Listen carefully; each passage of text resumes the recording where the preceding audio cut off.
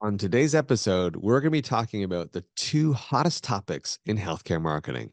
Number one, no surprise, AI. How is that impacting healthcare marketers? And number two, what's going on with healthcare marketing budgets? I know it doesn't sound that exciting, but trust me, it will be. Hello and welcome to Swaay.Health, where we explore the latest insights and interesting stories from the brightest minds in healthcare marketing. I'm Colin Hung, and joining me on the program today is Kriste Goad. She's the founder and chief fire starter at an agency called Fuoco. She and I are going to explore these two hot topics in healthcare, and we're going to dive deep into the budget side of things and how and what tips she has for healthcare marketers. And at the end of this episode, I'm going to pose to Kriste a tough question. I was on her podcast and she posed to me a tough question. So I think turnaround is only fair. Let's get to it. Kriste, welcome to the program. Thank you, Colin. Thanks for having me. I'm excited. It wasn't that long ago that I was on your podcast, which, by the way, everyone should check out. It's called Grow with Fuoco. And I really enjoyed it. Yeah, Grow with Fuoco / the How It's Done podcast. That's right. Yes. Thank you. Thank you for correcting me on that. That's your Grow with Fuoco is your website, and your podcast is different. So thank you How for It's that Done. correction. Yes, no problem. No problem. Thank you for being on. It was great. It was so much fun having you on recently.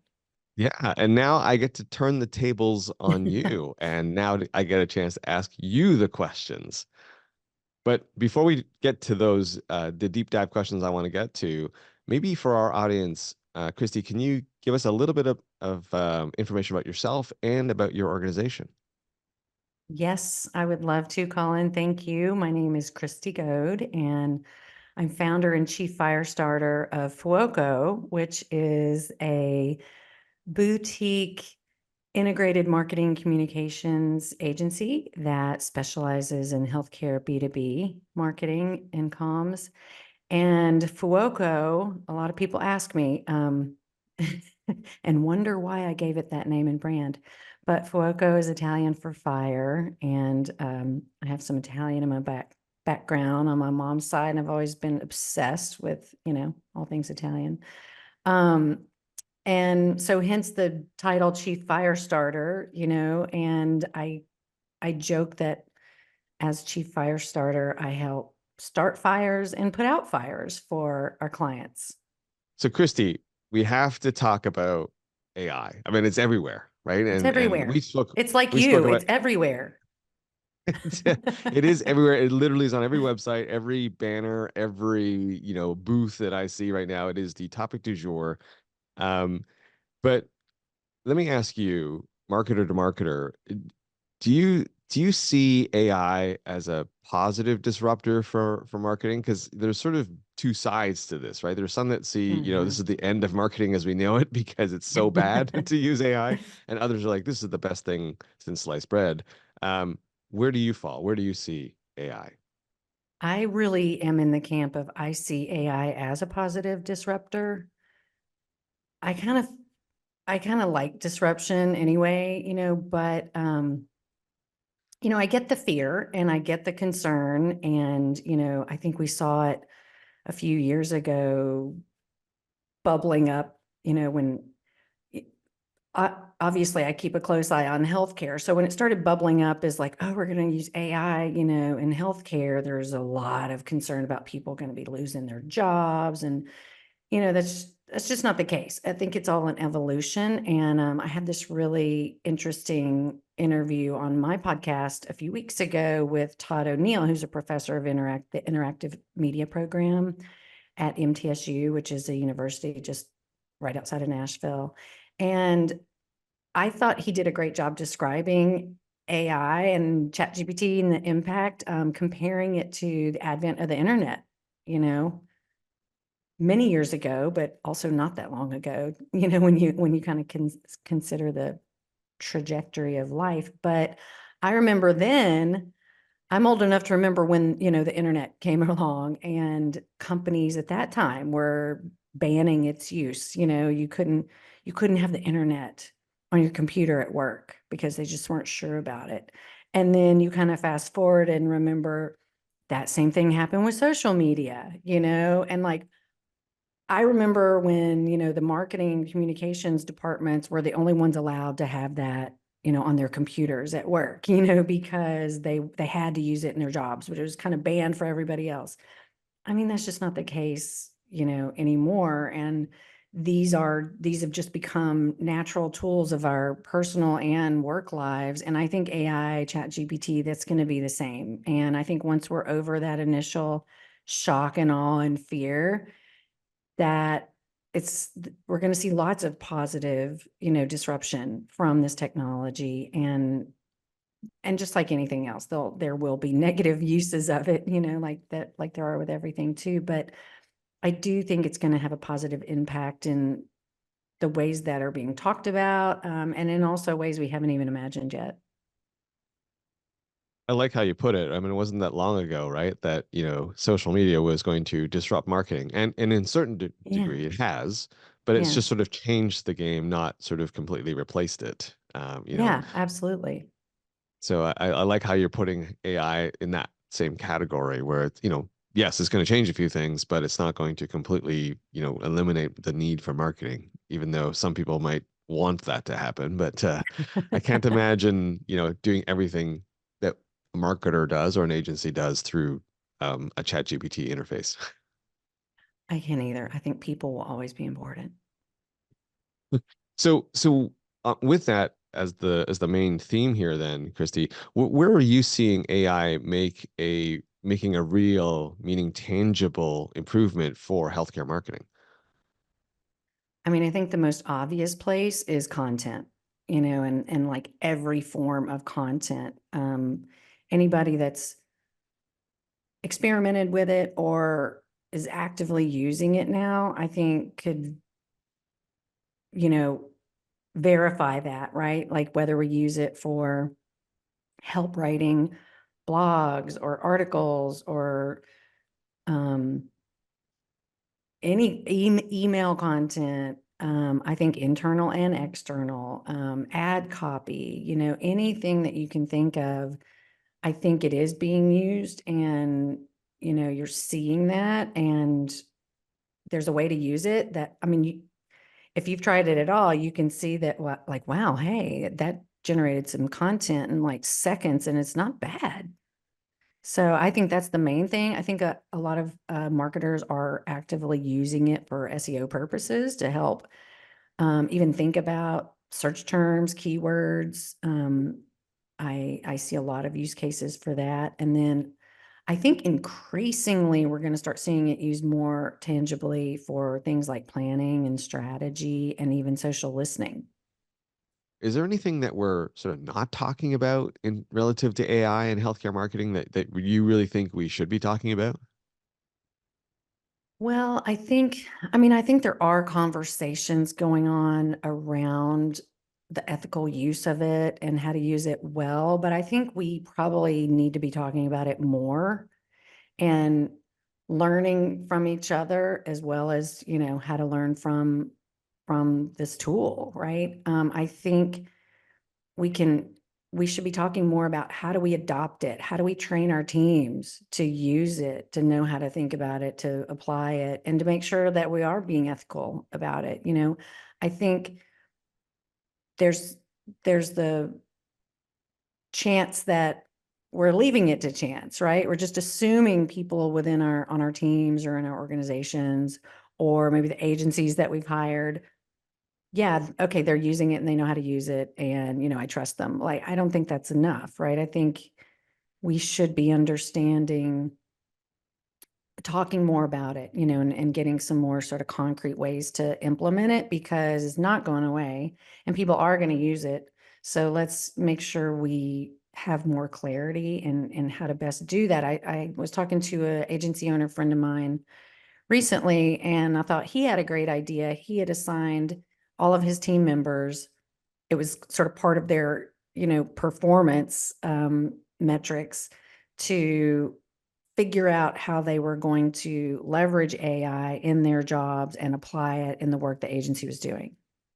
I'm like, well, that's pretty brilliant, but that's also kind of a hard assignment, especially depending on where you are in your professional career.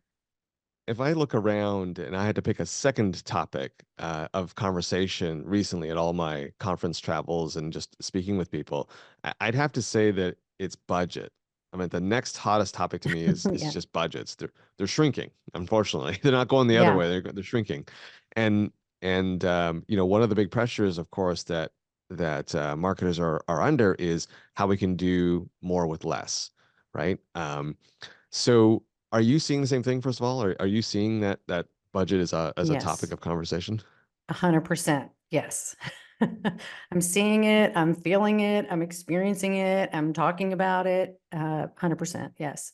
I would say, I am always talking with other agency owners and just friends in the space, and of course, clients. And yeah, we're all seeing it and experiencing it. And I'm really seeing a trend of not only smaller budgets, but shorter retainers, one-off projects, engagements and budgets that are decided not based on an annual anything, but on the basis of, first half of the year versus last half of the year, quarter by quarter, even month by month, which is, I mean, that's way more frightening than AI to me as an agency owner.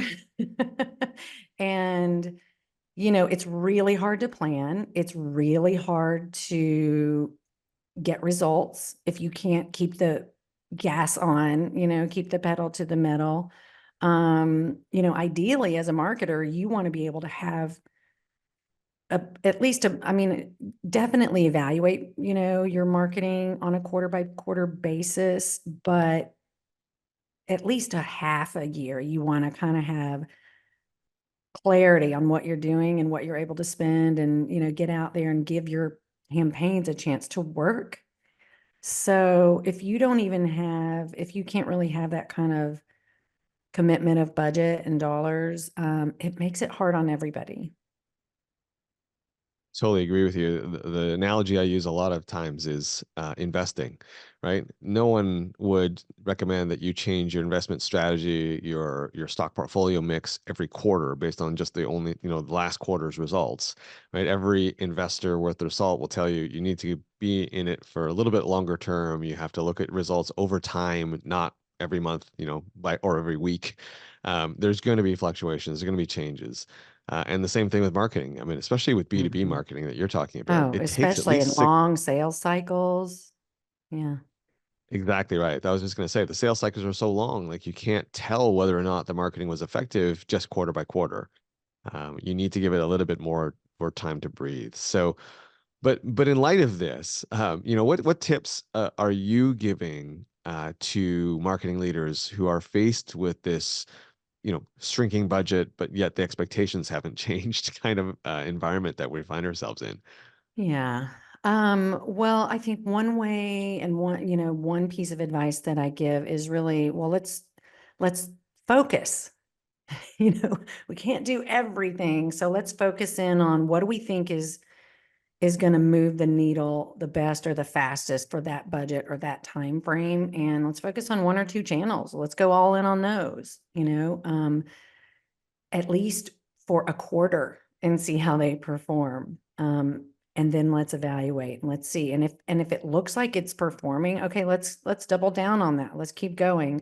I think the challenge for internal marketers is also like, well, who do you have on your team? And can you, how much can your internal teams do versus, can you afford an agency? And, what's the balance there? So um that I if it's I've seen some companies make the mistake of building out a marketing team. And so then they have that head count and, the costs that are associated with that.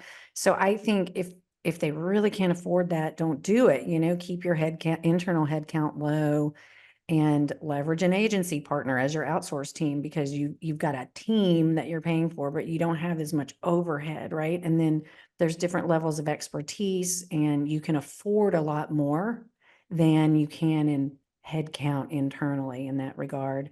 And then really, put the pressure on your agency partner, right, to help them figure out where to focus and where to spend the dollars that you have, and really lean on that. And then I think the other thing is to really, really listen to your sales team, and keep really, really close to them, because they're the ones that are out there having those conversations.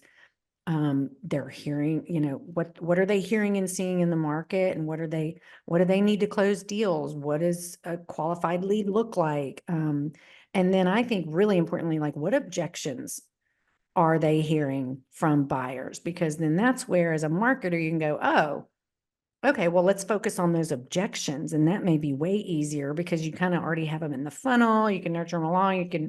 You can really tailor your marketing materials, assets, campaigns, whatever you need to really remove those objections and those obstacles, and help your sales team, maybe more close the deal or upsell. So those are, what I would say would be sort of my top three ways of thinking about it with tighter budgets.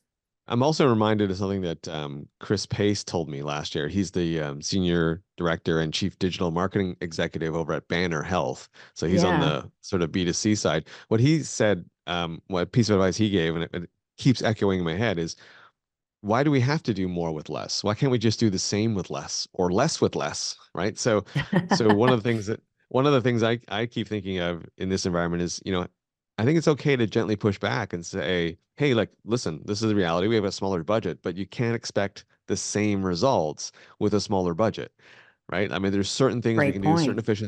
certain efficiencies we can gain and squeeze, but you can only do so much if you're cutting your budget by 25%. Like, you're not going to get if we can maintain the same result, that's a win, right? So don't always be expecting more with less.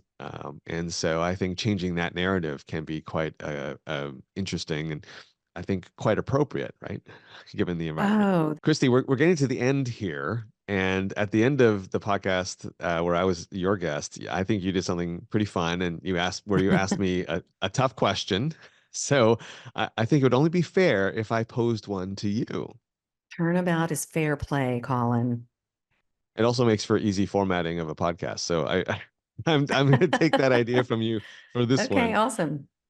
So so here it is. If you only had 100K to spend on one marketing strategy right now, where and how would you spend that 100K?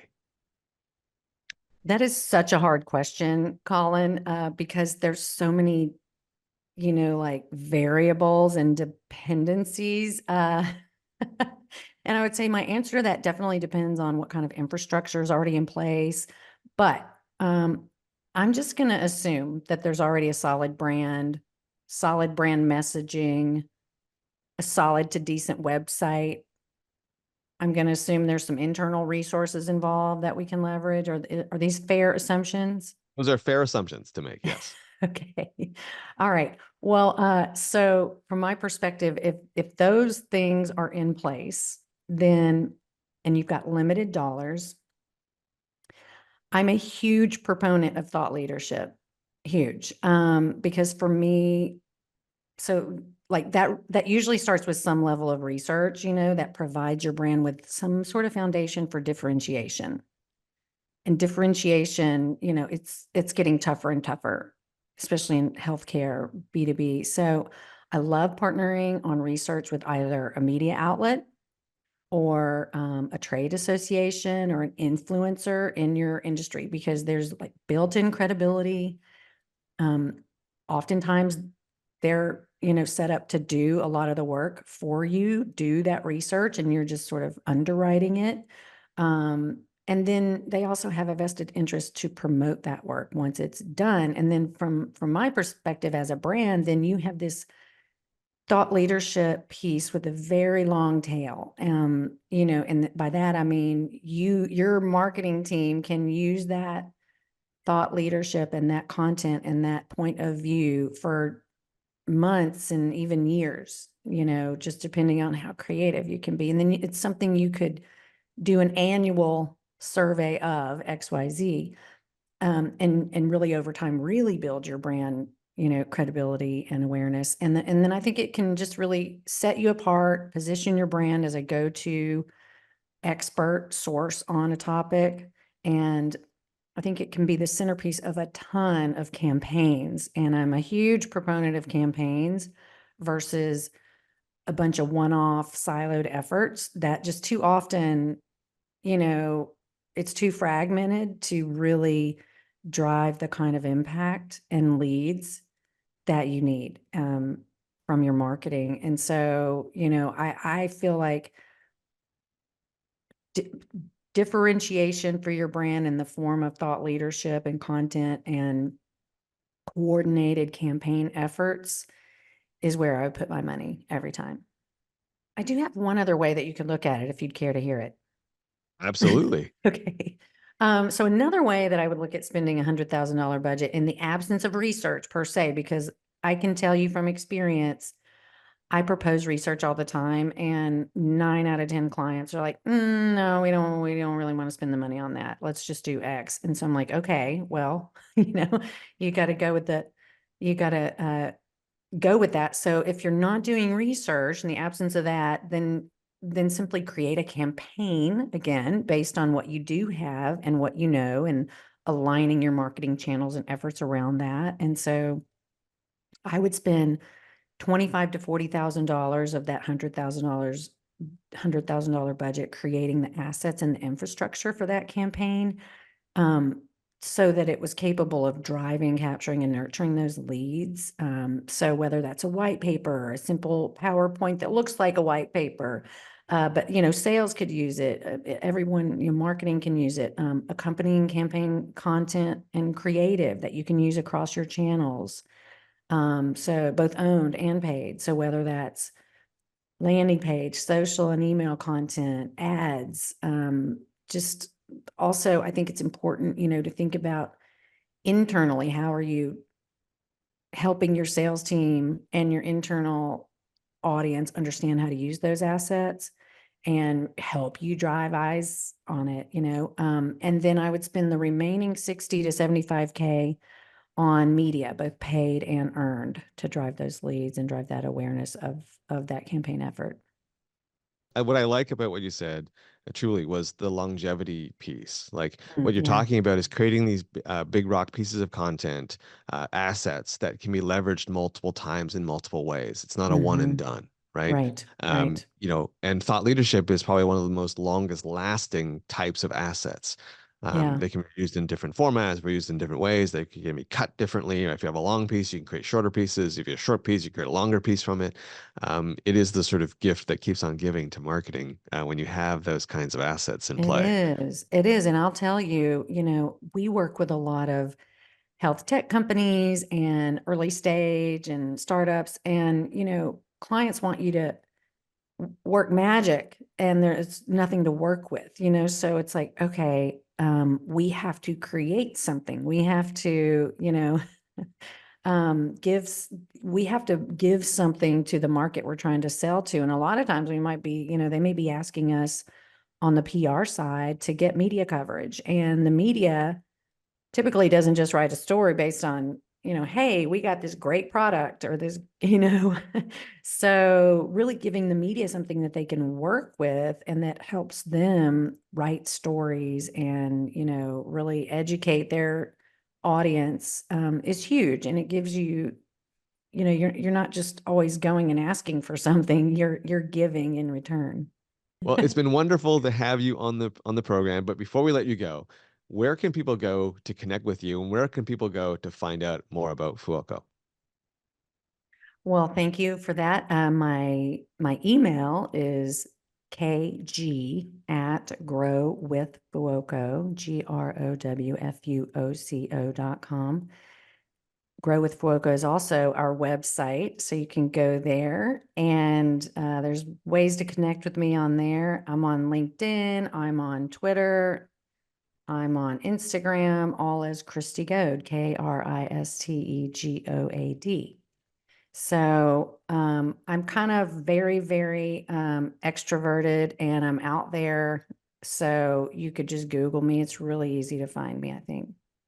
That's great. And I definitely encourage everyone to go and listen to your podcast. It is really, really good. Thank you. Yeah. So that is growthfuoco.com/how it's done. And that's right there, the easiest. It's also available on Spotify or wherever you get your podcasts. I love that. That's the perfect podcast ending, Kriste. It is the perfect podcast ending. Well, it's been Thank a you, pleasure Colin. having you on as my guest today. I really appreciate all the insights, and we have to have you back again. I would love to come back. Thank you so much. I always love talking to you. Hey, I want to thank Kriste for coming on camera with me and being our guest today on the program. She is just wonderful. Lots of great insights and advice. My favorite, though, has to be her comment about long form or long use content, whether that's a study, a white paper. That is one of the best ways to anchor marketing campaigns. And frankly, one of the best ways, given the current economic environment, to do more with less or to do the same with less, is to have these longer forms of content that you can then use multiple times and reuse. So I definitely appreciated that piece of advice from her. And hey, if you enjoyed this interview as much as I did, please like and subscribe. Also, head on over to Swaay.Health. That's Sway with two A's, .health, where you can find more great content like this. I'm Colin Hung. Thanks for being here, and I'll catch you on the next episode.